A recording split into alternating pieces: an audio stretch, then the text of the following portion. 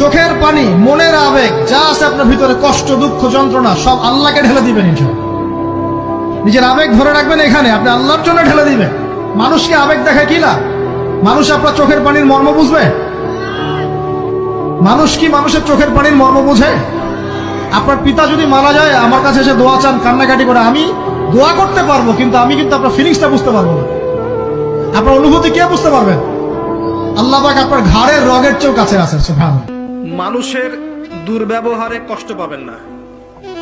যখন কাছের মানুষরা আপনাকে কষ্ট দিবে, এবং কাছের মানুষ কষ্ট আপনাকে দিবেই, কাছের মানুষটা আপনাকে বেশি কষ্ট দিবে জীবনে, তখন আপনি কষ্ট পাবেন না যদি আল্লাহর জন্য ওদেরকে ভালোবাসেন, যে আমি তো আল্লাহর জন্য এই কাজগুলো করছি, তারা শুকরিয়া আদায় করলেই বা কি আর না করলেই বা কি, তখন আপনি কষ্ট পাবেন না।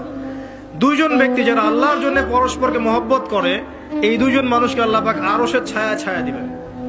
পারা যাবে ইনশাআল্লাহ। হতাশ হব না আমরা ইনশাআল্লাহ। একবার, খালি একবার যদি তওবা করে ফিরে আসি, আল্লাহ পাক দুনিয়াও দিবে ইনশাআল্লাহ, আখিরাতও দিবে ইনশাআল্লাহ।